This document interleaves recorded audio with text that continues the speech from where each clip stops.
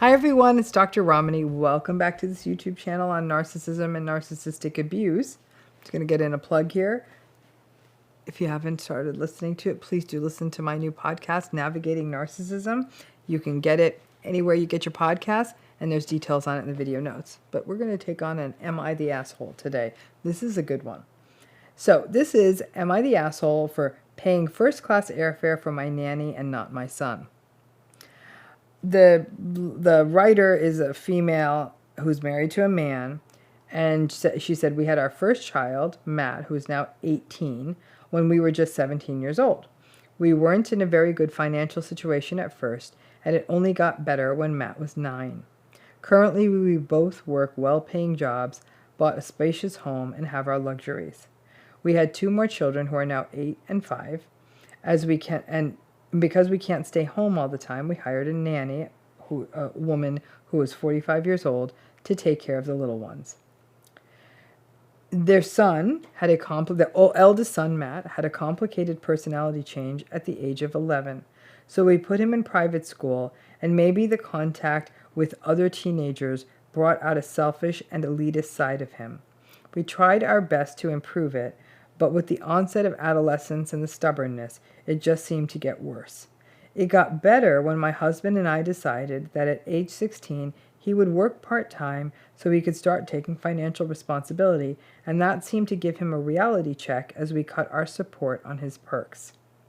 This year, after the worst period of the pandemic, my husband and I decided to go on an international trip, and instead of giving the nanny a vacation at home, we decided we would take her, not to work, but just to come on the vacation and pay for everything.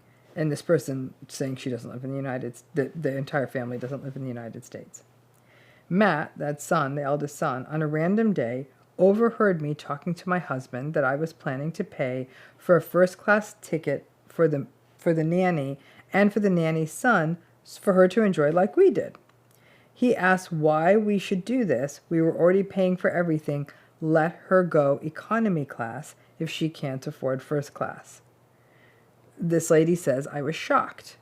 I said that it was mean to say this and that she was an important person for our family who gives up having time for her own child to take care of mine. It's the least I can do. The son, he still stood his ground. So I said, if he sees it that way, I said I'd buy him an economy seat, and he'd have to turn around to pay for an upgrade for himself to see how privileged he is to have parents who can pay. He nodded, thinking it was a joke, even though I said it wasn't. As the months went by, and I warned him that his ticket was economy, he didn't believe it. On the day of the trip, he was shocked, and startled when he realized I told the truth. He threw a tantrum in the middle of the airport, saying that 10 hours of travel would be very uncomfortable. Yeah, no shit. I just replied, you had 5 months to gather. You'd been warned. The flight was okay, but Matt, the son, was outraged the entire trip, saying it was almost torture, and that we had gone too far. My husband agrees with me, but my parents said I went too far doing this. Am I the asshole? No. This lady should write a parenting book. So this raises so many themes, right, around elitism and privilege and class, which are very, very conflated with narcissism. So not surprisingly, this kid by the age of 9 was growing up in a lot of privilege and it seems like relative affluence, and became more and more entitled as adolescence went on. Now, adolescence and entitlement tend to very much go together. It's just the nature of that developmental stage where the child becomes a lot of ego. They're trying to separate from their parents. They're very oppositional. They're affected by all the hormones. We get all of that. But the son must have witnessed the nanny in the home taking care of his siblings, working hard. It is not easy to be a person who does child care for a family. This family, actually, the parents the mom who wrote this letter, seems to have their values in the right place. Like, let's treat her well and her son well and take them on a vacation. That's actually a lovely gesture when you employ someone in this way. And so then all of that's happening, but the son, this is entitlement 101, right? Why should she have something, right? That idea of privilege and entitlement is often the seed that grows into adult grandiose narcissism. We see it all the time with children from wealthy, privileged families who do grow up to be very snobby, very entitled, believe that they are entitled to special treatment, and that's what this kid's doing. I gotta say, people say, what do I do with a kid like this? I'm not convinced Matt's not going to be a full-blown narcissist when he's an adult. Only time will tell. He's only 18, so it's hard to know.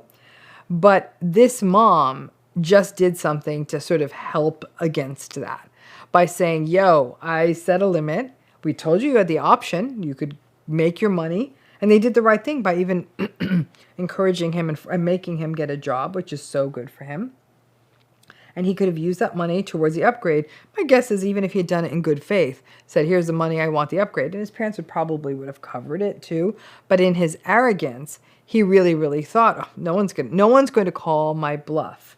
And call his bluff they did.